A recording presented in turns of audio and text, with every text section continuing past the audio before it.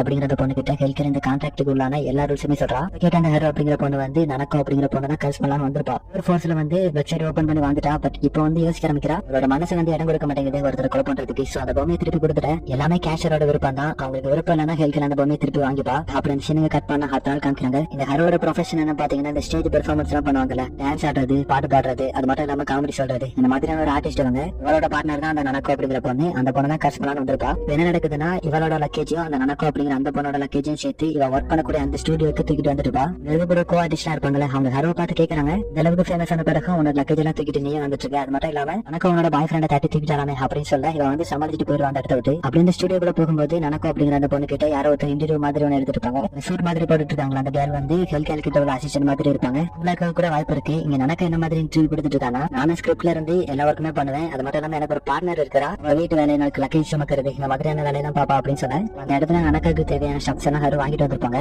வந்து ஹரு கிட்ட கொஞ்சம் ரூடா நான் வந்து உன்னை டிவி தான் வாங்கிட்டு வர சொன்னேன், நேற்றுக்கு கோலா வாங்கிட்டு வந்திருக்கேன் அப்படின்னு சொல்லிட்டு வாங்கிட்டு வா அப்படின்னு சொல்லும்போது ஹரு என்னது மறுபடியும் 5 ஃப்ளோர் கீழே இறங்கி போய் வாங்கிட்டு வருமா அப்படின்னு சொல்லிட்டு ஒரு மாதிரி திரு முடிக்க இப்படி பாக்காத வாங்கிட்டு வா அப்படின்னு சொல்லும்போது ஹரு அந்த இடத்த விட்டு போக அப்பதான் ஒரு விஷயம் சொல்றாங்க. வந்து நனக்காக்கு ஒரு 3 வருஷத்துக்கு முன்னாடி ஒரு ப்ராமிஸ் பண்ணலாம், மட்டும் என்ன உன்னோட பார்ட்னர் ஆக்கிக்கிட்டேன், நீ என்ன சொன்னாலும் நான் பண்றேன் அப்படின்னு சொன்னான்னு சொல்ல இடத்துல பிரின்சஸ் குடிச்சா ஒரு மாதிரி சத்தம் போட்டுட்டு வந்துட்டு இருக்குமா, சவுண்ட் யாருக்கும் கேட்டுட கூடாது அப்படின்னு சொல்லிட்டு அந்த மேனேஜர் மாதிரி ஒரு அசிஸ்டன்ட் வந்திருப்பாங்கல்ல, ரிஹர்சல் ஸ்டார்ட் பண்ணுங்கப்பா அப்படின்னு சொல்லி மொத்தமா எல்லாம் டைவர்ட் பண்றாங்க. அந்த ஸ்டேஜ் பெர்ஃபார்மன்ஸுக்கு தேவையான ஒரு கிளப் இருக்கு. அப்ப நம்ம அசிஸ்டன்ட் தாத்தாவை காமிக்கிறாங்க. இந்த ஒரு இடம் தான் ஆர்டிஸ்டுகளுக்கு உள்ளான பொறாமை அப்படிங்கறத கூட்டக்கூடிய ஒரு இடம் அப்படின்னு சொல்ல அந்த இடத்துல கிரீன் கலர் உள்ள அந்த பொண்ணு வந்து உங்களை யாரும் இந்த இடத்துல சமன் பண்ணதில்லை, எதுக்காக இங்க வந்திருக்கீங்க அப்படின்ட்டு ஹெல்கல் கிட்ட கேட்கும்போது அதுக்கு ஹெல்கல் எந்த ஒரு பதிலும் சொல்லல. அவரோட நேம் சொல்லிட்டு உன்னோட பேர் என்ன அப்படி சொல்லி கேட்கும்போது கிரீன் கலர் கண்ணோட பொண்ணு வந்து அவ ஒண்ணுமே சொல்லாம அப்படி மறந்து போயிட தாத்தா கேட்பாரு அந்த பொண்ணோட ஐடென்டி என்னன்னு தெரியுமா அப்படின்னு சொல்லி கேட்க அவ வந்து அவளோட மொத்த ஐடென்டியை மறந்துட்டான் அப்படின்னு சொல்ல அந்த டைம்ல வந்து பெர்ஃபார்மன்ஸ் ஸ்டார்ட் பண்ண ஆரம்பிக்கிறாங்க. அந்த ஹரு நனக்கோ இவங்க 2 பேரும் பெர்ஃபார்மன்ஸ் அப்படிங்கிறது ரொம்ப சூப்பரா பண்ணி முடிக்க எல்லாம் நல்லா சிறப்பு பண்ண இந்த பெர்ஃபார்மன்ஸ் அப்படிங்கிறது நல்லபடியா உண்டாகுது. அப்புறம் நனக்கோ வந்து இன்டர்வியூ கொடுப்பா. அதுல ஹரு வந்து இவகிட்ட கெஞ்சி கூத்தாடி பாடுறாருனது அதை பத்தி பேசிட்டு இருக்கேன்.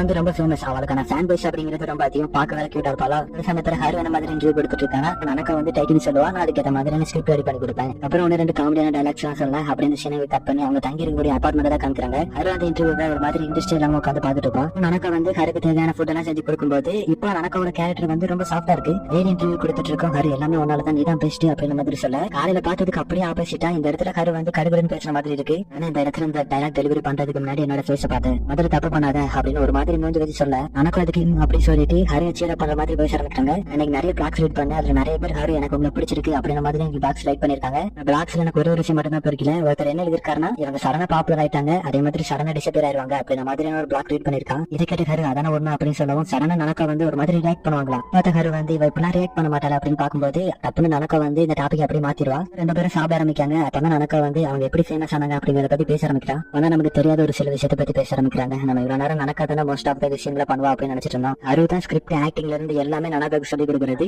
ஹெல்கனோட அசிஸ்டன்ட்ல வாட்ச் பண்ணிட்டு தானே இருப்பாங்க. அவங்களுக்கு இது கேட்ட பிறகு குழப்பமா இருக்கும். 2 பேரும் வெளியே எதுக்காக பொய்யா நடிக்கணும், இது மாமா அவங்களுக்கு என்னதான் பிரயோஜனம் அப்படின்ற மாதிரி யோசிக்க அந்த இடத்துல பிரின்சஸ் குடிச்சாத்தா வந்து வழக்கம் போல காமெடி பண்ணிட்டு இருக்கேன். அந்த அசிஸ்டன்ட் லேடி இது ரொம்ப கருத்து வைப்பா அப்படின்னு சொல்லிட்டு ஹெல்கல் கிட்ட ரிப்பேர் பண்ண அப்படின்னு சொல்லிட்டு போயிருவாங்க. அப்படி வந்து கட் பண்ணா நெக்ஸ்ட் அவங்களோட கோவர்க்கர்ஸ் கிட்ட ஒரு மேனேஜர் கூப்பிட்டு வந்து இன்ட்ரோடியூஸ் பண்றாங்க. மேனேஜரும் நம்ம ஹெல்கல் கூட இருக்கக்கூடிய ஒரு அசிஸ்டன்ட் தான். இங்க இருந்து இன்ஃபர்மேஷன் கலெக்ட் பண்றதுக்காக வந்திருக்காங்க போல. அதுக்கப்புறம் ஸ்பான்டேனியஸா அவங்க 2 பேரும் நிறைய இன்டர்வியூ அட்டெண்ட் பண்றது, அட்வர்டைஸ்மெண்ட் போட்டோ ஷூட் போறது, இந்த மாதிரி காமிச்சிட்டு இருப்பேன். வேற ரொம்ப டயர்டாகி அந்த கார்ல உட்காந்து பேசிட்டு இருப்பாங்க. அங்க வந்து ஹரு கிட்ட நீ இல்லாம நான் எதுவுமே பண்ண முடியாது அப்படின்னு சொல்லிருப்பா. அதை பத்தி பேசிட்டு இருக்கும்போது நேரத்துல மேனேஜர் வந்ததும் இவங்க 2 பேரும் பேசுறத நப்பாடிடுவாங்க. அதுக்கடுத்து இவங்களுக்கு இருக்கக்கூடிய ஷெட்யூல் எல்லாத்தையும் சொல்ல ஆரம்பிக்கிறாரு. மார்னிங் நனக்கோக்கு வந்து ஒரு டிராமா இருக்குதான், அதே மாதிரி ஈவினிங் ஹருக்கு வந்து ஒரு ஒர்க் இருக்குது. பட் அது ஹரு வந்து நீங்க என்னெல்லாம் பிக்கப் பண்ண வராண்டா நான் தனியா பாத்துக்குவேன், நனக்கோ கூட இருந்து பாத்துக்காங்க அப்படின்னு சொல்ல நனக்கோ கொஞ்சம் ஒரு மாதிரி இருக்கும். அப்ப நீங்க நைட் வந்து ஹரு ஸ்கிரிப்டுக்கு தேவையான ரைட்டிங் ஒர்க் எல்லாம் பாத்துட்டு கொட்டிட்டு கொடுத்துட்டு நான் இன்னைக்கு உங்க கூட சேர்ந்து ஒர்க் பண்ண போறேன் அப்படின்னு சொல்லும்போது ஆக்ட்ரஸ் தானே உனக்கு நாளைக்கு காலையில ஒர்க் இருக்குல்ல போய் தூங்க அப்படின்னு சொல்ல போக மாட்டேன். அங்கே போய் உட்காந்துட்டு நான் உனக்கு ஹெல்ப் பண்ணலனாலும் ஒர்க்ல நீ பெறக்கூடிய கஷ்டத்தை நானும் அனுபவிக்க நினைக்கிறேன், அதனால நான் இங்க இருந்து பாத்துக்கிட்டே இருப்பேன் அப்படின்னு சொல்லும்போது அப்ப கொஞ்ச நேரம் போகுது. 2 மணி ஆக ஹரு அந்த பேப்பரே போட்டு தட்டிட்டு இருப்பேன். நேரம் கழிச்சு நடக்க ஒரு மாதிரி பேச ஆரம்பிப்பாங்க. அந்த பெர்ஃபார்மன்ஸ் அப்போ உன்னோட ஃபார்மர் பார்ட்னரை பார்த்தேன், இப்ப எதுக்காக வந்திருக்கான், நீ மறுபடியும் ஃபேமஸ் ஆனால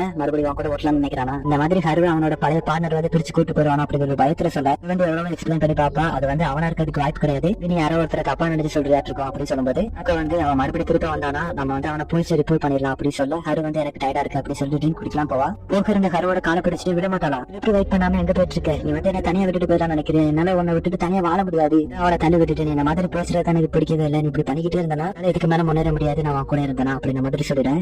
இதை கேட்க ஒரு மாதிரி இருக்கும். அப்பதான் ஹரு பேச ஆரம்பிக்கிறா, நீ ஃபர்ஸ்ட் டைம் அந்த டிவில அப்பியர் ஆகும் போது நீ ப்ரொடியூசர் கூட படுத்தல அப்படின்னு சொல்லிட்டு கேட்க இல்ல நான் அவளுக்கு ப்ராமிஸ் பண்ணிருந்தேன், அவர் என்ன டிவியை நடிக்க விட்டாருன்னா என்ன வேணாலும் பண்றேன். இதுதான் ஹருக்கு பிடிக்கல, அவ ஃபுல்லாவே ஒருத்தர் டிபெண்ட் பண்ணி இருக்கால. ஆனா இப்ப சொன்ன ஒரு ஆன்சர் பேர்ல ஹரு வந்து கோவத்துல அறந்துருவாளா, அதுக்கு எடுத்து கிடந்து வருத்தப்படுவான். சோ ஹரு அந்த இடத்தோட போயிட கொஞ்ச நேரம் கழிச்சு எழுந்திரிச்சு நடக்கும். அந்த மெட்டீரியல் எடுத்து பாக்குறா, இதுல ஃபுல்லாவே என்னால எதுவும் எழுத முடியல அப்படிங்கிற மாதிரியான வாக்கியங்கள் தான் இருக்கப்பட்டிருக்கு. இந்த சீனை கட் பண்ண அடுத்த நாள் மேனேஜர் கூப்பிட்டு நடக்க பேசிட்டு இருக்கா. கோகு ஃபர்ஸ்ட் சின்ன சின்ன ஐடியா எல்லாம் வரதான் செஞ்சிருக்கு. பட் அந்த ஐடியா எதுவும் வராம போய் தான் இப்ப ஹரு கிட்ட ஃபுல்லாவே எழுதுற ஒர்க் எல்லாம் கொடுத்துருப்பா. மட்டும் இல்லாம நடக்கிறதுக்கு நிறைய சோலோ ஒர்க்ஸும் கிடைக்கும். அதனால அவளுக்கு பிரச்சனை கிடையாது. ஹருவின் சேர்த்து என்கரேஜ் பண்ணும் அப்படிங்கிறதுக்காக மேனேஜர் கிட்ட கேட்கறா. ரெசிடென்ட் கேட்டு ஒரு கான்செப்ட் ரெடி பண்ண முடியுமா, நானும் ஹரும் சேர்ந்து மறுபடியும் ஒர்க் பண்றதுக்காக அப்படின்னு சொல்லி கேட்க. மட்டும் நீங்க பண்ணி கொடுத்தீங்கன்னா இந்த பெர்ஃபார்மன்ஸ் மட்டும் நாங்க நல்லா பண்ணோம்னா எனக்கு ஒரு பூஸ்ட் கொடுக்கும், நானும் மெட்டீரியல் எல்லாம் ரெடி பண்ண ஆரம்பிச்சிருவேன் அப்படிங்கிற மாதிரி சொன்னேன். இதுல போன மேனேஜர் வந்து ஹெல்த் கேர்லோட அசிஸ்டன்ட் அவனுக்கு ரொம்பவே கடுப்பா இருக்கும். பிசினஸ் வேலையில வாழ்றது ரொம்ப கஷ்டம் அப்படிங்கிற மாதிரி பேசிட்டு இருக்க. ரெண்டு சீனை கட் பண்ணா ஹரு வந்து ஒரு ஹோட்டலை நோக்கி போயிட்டு இருக்க மாதிரி தெரியுது. போகும்போது எனக்கு கால் பண்ணுவான். அந்த காலை வந்து ஹரு அட்டன் பண்ணல. அதுக்கு அடுத்து ஒரு ஹோட்டல்ல போய் ஒருத்தரை மீட் பண்றான். இதுதான் ஹருவோட பழைய பார்ட்னர் போல. இவர்கிட்ட நீ நாங்க பெர்ஃபார்மன்ஸ் பண்ணக்கூடிய அந்த தியேட்டர் பக்கம் இப்ப கொஞ்ச நாள் வந்துட்டு இருக்கேன் அப்படின்னு சொல்லி கேட்க. அதுக்கப்புறம் நானும் வரது இல்லையா அப்படின்னு சொல்லிட்டேன். அதுக்கப்புறம் உனக்கு எதாவது பிரச்சனை அப்படின்னு சொல்லி கேட்கும்போது என்னோட பார்ட்னர் வந்து இப்ப கொஞ்ச நாள் ஒரு மாதிரி ரிஜெக்ட் பண்ணிட்டு இருக்கா அப்படின்னு சொல்ல. அப்படிலாம் சொல்லாத, அவளாலதான் நீ இந்த அளவுக்கு பெருசா ரீச் ஆயிருக்க. ஸ்கிரிப்ட் ஒர்க் எல்லாம் நீ தானே பண்ற அப்படின்னு சொல்லி கேட்கும்போது வேலைக்கு ஆச்சரியமா இருக்கும். அவர் எப்படி கண்டுபிடிச்சிருப்பாருன்னா இதுக்கு மாதிரி ஹரு கூட ஒர்க் பண்ணிருக்காருல, உனக்கு பிடிக்கலன்னா இந்த ஒர்க் எதுக்காக பண்ணிட்டு இருக்க அப்படின்னு சொல்லிட்டு அவர் கேட்கும்போது நடக்காம இதை ஃபர்ஸ்ட் டைம் மீட் பண்ணா அப்படிங்கிறத பத்தி பேச ஆரம்பிக்கிறான். ஃபர்ஸ்ட் வந்து ஸ்கிரிப்ட் ஒர்க் பிடிக்காம தான் இவனை விட்டுட்டு வந்திருப்பா. அதுக்கப்புறம் மறுபடியும் எதுக்காக ஸ்கிரிப்ட் ஒர்க் ஆரம்பிச்சா அப்படிங்கிற பத்தி சொல்ல ஆரம்பிக்கிறான். எனக்கு ஸ்டோரிக்கும் ஸ்கிரிப்ட் ஒர்க்குக்கும் ஒரு கனெக்ஷன் இருக்குது. சோ பார்க்கலாம். அந்த பிளாஷ்பேக் என்னன்னா எனக்கு வந்து ஸ்டேஜ்ல பெர்ஃபார்மன்ஸ் பண்ணிட்டு இருக்கா. பட் யாருமே பார்க்க வரல, மட்டும்தான் அந்த தியேட்டர்ல இருந்து பாத்துட்டு இருக்கா. அப்ப இந்த பொண்ணோட வாய்ஸ் எல்லாம் நல்லா தான் இருக்குது. பட் இவளுக்கு வந்து ஷோ லைட்டிங்லாம் ஒத்து வராது அப்படின்னு சொல்லி யோசிச்சுட்டு ப்ளீஸ் குடிக்கலாம் அப்படின்னு சொல்லிட்டு நனக்காவை இன்வைட் பண்ணிருப்பா. அந்த இடத்துல வச்சுதான் நனக்கா கேட்டா நீ பண்ற காமெடி எல்லாம் காமெடியாவே இல்ல அப்படின்னு சொல்லும்போது எனக்கு கொஞ்சம் ஒரு மாதிரி இருக்கும். அப்படி சொல்லிட்டு சிரிக்க ஆரம்பிப்பாளா, நீ காமெடியா இல்லாம இருக்கிறதா எனக்கு காமெடியா இருக்கு அப்படின்னு சொல்லிட்டு எனக்கு என்னைய மாதிரி இருக்கணும்னு ஆசையா இருக்கு. ஏன்னா நான் எப்பவுமே க்ளூமியா ஒரு மாதிரி கடுபட்டு இருப்பேன். எனக்கு ஒரு பார்ட்னர் இருக்கிறான், அவன் என்னோட 10 வருஷம் பெரியவன். நான் தான் அவனுக்கு தேவையான ஸ்கிரிப்ட் ஒர்க் எல்லாம் பண்ணுவேன். ஆனா என்ன வந்து சொந்தமா திங்க் பண்ணவே விட மாட்டான். அடிக்கடி என்ன அடிப்பா மதிப்பா, அதனால அவன் பிரிஞ்சு வந்துட்டேன் அப்படின்னு சொல்ல. நடப்பேன் ஹருக்கிட்ட எனக்கும் ஸ்கிரிப்ட் ஒர்க் பண்றதுக்கு ஆள் தேவைப்படுது. அது மட்டும் இல்லாம என் கூட வேறமே பார்ட்னர் இருக்கிறதுக்கும் ஒத்துக்கிற மாட்டேங்கிறாங்க அப்படின்ட்டு ஒரு மாதிரி கான்பிடென்டா இல்லாம சொல்ல. இந்த மாதிரி கான்பிடென்டா இல்லாம இருக்கிறனாலதான் உங்ககிட்ட யாருமே வர மாட்டேங்கிறாங்க. ஒரு தடவை குயின் மாதிரி ஆக்ட் பண்ணி பாரு. உன்னோட பார்ட்னர் நீ எவ்வளவுதான் தாட்டி ட்ரீட் பண்ணாலும் யாருமே ஒன்னும் சொல்ல மாட்டாங்க, கவலைப்பட மாட்டாங்க. இதுதான் கண்டிப்பா ஒர்க் ஆகும் அப்படின்னு சொல்ல. சோ இதனாலதான் அவங்க அந்த மாதிரி ஃபர்ஸ்ட் நடிச்சிருப்பாங்க போல. வெளிய மக்கள் கிட்ட நடக்க வந்து ஒரு குயின் மாதிரி ஆக்ட் பண்றது. இந்த கட் பண்ண ஹரு வந்து இந்த ஒரு அட்வைஸ் தான் பண்ண வந்திருப்பான். சோ அந்த அட்வைஸ் பண்ணி முடிச்சுட்டு வெளியே நடந்து வந்துட்டு இருக்கும்போது இடத்துல நடக்கும் ஹரு நோக்கி ஓடி வந்து நீங்க வந்து என்னோட பார்ட்னரா இருக்க முடியுமா, இடத்துல முட்டி போயிட்டு நீங்க என்ன சொன்னாலும் நான் பண்றேன் என்னதான் இருந்தாலும் அப்படின்னு சொல்லிருப்பா. அதுக்கப்புறம் தான் இவங்க 2 பேரும் பார்ட்னர் ஆகி 2 பேரும் சேர்ந்து நிறைய ஒர்க் பண்ண ஆரம்பிச்சிருப்பாங்க. அப்படியே அந்த பிளாஷ்பேக் முடிச்சு வந்தானா அதுக்கப்புறம் நடக்க வந்து நிறையவே சேஞ்ச் ஆக ஆரம்பிச்சிட்டா. நானும் கூட சேஞ்ச் ஆக ஆரம்பிச்சிட்டேன். எனக்கு என்ன அந்த மாதிரி ட்ரீட் பண்ணும்போது என்னோட கேரக்டருமே கொஞ்சம் சேஞ்ச் ஆக ஆரம்பிச்சது. என்னால ஸ்கிரிப்டுமே ஃப்ரீயா எழுத முடிஞ்சிச்சு. அதே மாதிரி நான் இப்ப ட்ரக்ஸ் எடுக்கிறதே இல்ல அப்படின்னு சொல்லும்போது நமக்கே தெரிய வருது ஒன்னு ட்ரக்ஸ் எல்லாம் எடுத்திருக்காயா. இவ்வளவு நடந்த பிறகும் நான் யாரு அப்படின்னு எனக்கு இப்ப தோண ஆரம்பிச்சிருச்சு. இப்ப நடக்க வந்து ஒரு எக்ஸ்ட்ரா பேக்கேஜ் மாதிரி ஃபீல் ஆகுறா. எஸ் நாங்க வந்து நல்லா தான் ஒர்க் பண்ணிட்டு இருந்தோம். விட இல்லாம இப்ப கொஞ்ச நாள் முன்னாடி நான் அவளை அடிக்க வேற செஞ்சுட்டேன். என்னை விட ஒரு ஒஸ்டான பார்ட்னர் இருக்கவே முடியாது அப்படின்னு சொல்லிட்டு வருத்தப்பட்டு சொல்ல. இப்ப ஹருக்கு என்னன்னா நடக்க வந்து தனியா இருந்தாலுமே கூட அவளால இந்த பிசினஸ்ல சர்வே ஆக முடியும் அப்படின்னு நினைக்கிறா. அது வந்து ஒரு பிளாங்கான ஸ்டேட் அடைஞ்சிட்டா, லைக் ஒரு மாதிரி எக்ஸாஸ்ட் ஆயிட்டா. அப்புறம் அவ கூட சேர்ந்து ஒர்க் பண்ண வேண்டாம் பிரிஞ்சிடலாம் அப்படின்னு நினைக்கிறத இவர்கிட்ட சொல்ல. உடனே சொல்றாரு நீ இப்ப இப்படிதான் நினைக்கிறேன்னா உன்னோட பார்ட்னர் கிட்ட கண்டிப்பா நீ போய் சொல்லிட்டு ஆகணும் அப்படின்னு சொல்லுவான். இந்த கான்வர்சேஷன் முடிச்சுட்டு ஹரி திரும்ப வந்துட்டு இருக்கும்போது அவளோட போன்ல வந்து நிறையவே வாய்ஸ் மெயில் வந்திருக்கு. அனுப்பி விட்டுருக்கேன். ஏதோ ஒரு ஹோட்டலுக்கு ஹரு வந்து ரெகுலரா வருவா போல. அந்த ஹோட்டல்ல கூட நேரம் ஹரு வருவானா அப்படின்னு சொல்லி வெயிட் பண்ணிட்டு தான் திரும்ப வந்துருப்பா போல. ஹரு அவங்க தங்கி இருக்கக்கூடிய அபார்ட்மெண்ட்டுக்கு வந்த பிறகு உள்ள நடக்க வந்து அவளுக்காக வெயிட் பண்ணிட்டு தான் இருக்கிறா. அவளோட மெசேஜ் எல்லாம் ரீட் பண்ண அந்த பழைய மெட்டீரியல்ல நம்ம கொஞ்சம் படிட்டிங் மட்டும் பண்ணி நம்ம ஒரு கான்செப்ட் பண்றோம். தடவை நம்ம அலப்பற கிளப்புறோம் அப்படின்னு சொல்ல. இதை கேட்டு நடக்கும் ரொம்ப ஹாப்பியா இருக்கும். அந்த மாதிரி ஹருவை பார்த்து ரொம்ப நாள் ஆயிடுச்சுல, அதனால நடக்கவுமே எந்திரிச்சிக்காக அப்படி வந்து சீன் கட் பண்ண. நெக்ஸ்ட் அவங்க 2 பேரும் கான்செப்ட் குள்ள போறதுக்கு முன்னாடி நல்லா பண்றோம் இந்த தடவை தியேட்டர் ஃபுல்லா இருக்குது அப்படின்னு சொல்லிட்டு உள்ள போக 2 பேரும் உள்ள போய் அசத்த ஆரம்பிக்கிறாங்க. கிரௌட் எல்லாரும் அந்த காமெடி எல்லாம் கேட்டு சிரிக்க ஆரம்பிக்க. அந்த இடத்துல வச்சு அந்த கிரீன் கலர் கண்ட்ரோலான பொண்ணு ஹெல்த் கிட்ட சொல்றா 2 பேருக்குள்ள எந்த அளவுக்கு ஒரு லவ் கனெக்ஷன் இருந்தா இந்த அளவுக்கு கோஆபரேட்டிவா பண்ணுவாங்க அப்படின்னு சொல்ல. யாரு 2 பேருக்கு இடையில நெருக்கம் அதிகமா இருக்கோ அந்த இடத்துலதான் மனக்கசப்பு இருக்கும் அப்படின்னு சொல்லும்போது உனக்கு ஆச்சரியமா இருக்கும் அப்படின்னு சொல்லி கேட்க ஹெல்த் நீ வெயிட் பண்ணி பாரு அப்படின்னு சொல்லுவா. அவங்க 2 பேரும் அந்த இடத்துல ரொம்பவே பியூட்டிஃபுல்லா பெர்ஃபார்மன்ஸ் பண்ண ஆரம்பிச்சாங்க.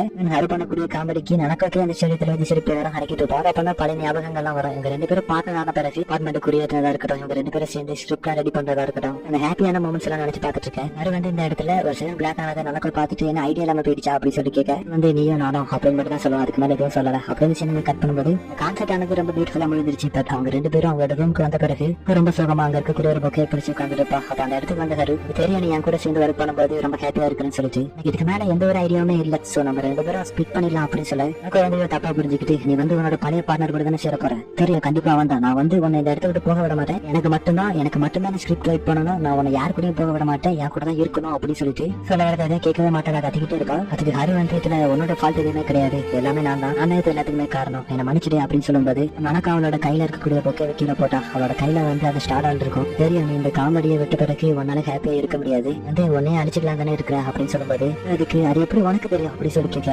எனக்கு எப்படி தெரியாம இருக்கும், நீ தான் என்னோட பார்ட்னர் ஆச்சு அப்படின்னு சொல்லும்போது அந்த பிளாஷ்பேக்ல காமிக்கிறாங்க நடக்க மட்டும் இல்ல ஹாரு இவங்க 2 பேருமே ப்ராமிஸ் பண்ணிப்பாங்க. இவங்க 2 பேரும் எப்பவுமே சேர்ந்து இருக்கிறதா த்ரெட் ஆகல. இவங்க 2 பேரோட ப்ராமிஸ் வந்து சொன்ன மாதிரி காமிக்கிறாங்க. இதே சமயத்துல நடக்கும் ஹாருவை பார்த்து நான் உன்னை தனியா விட மாட்டேன், கண்டிப்பா நான் உன்னை தேடி வருவேன் அப்படின்னு சொல்ல பேக்ட் மூலமா இவங்க 2 பேரும் எப்படியும் ஹெலுக்கு தான் போவாங்க. சோ நான் உன்னை அந்த இடத்துல வந்து மீட் பண்றேன் அப்படின்ற மாதிரி சொல்ல நம்ம 2 பேரும் மீட் பண்ண போறோம் அப்புறம் எதுக்காக ஆள்றேன் அப்படின்னு சொல்லிட்டு ஹாரு அந்த இடத்தோட காணாம போக எல்லாம் அந்த கிரீன் கலர் கண்ணோட பொண்ணு பார்த்துட்டு தான் இருப்பா. ஹாருவை அந்த ஹெல் ரூமுக்கு கூட்டு போக அவளுக்கு தண்டனை எதுவும் கொடுக்கல. பிளஸ் அவ எந்த ஒரு பாவமும் பண்ணல இல்லையா. சோ அதனால அவள் அப்படியே அந்த ஹெல்லுக்கு கூட்டு போக நான் உனக்காக வெயிட் பண்ணிட்டு இருப்பேன் எனக்கு அப்படி சொல்றதோட இந்த எபிசோட் வந்து இந்த இடத்துல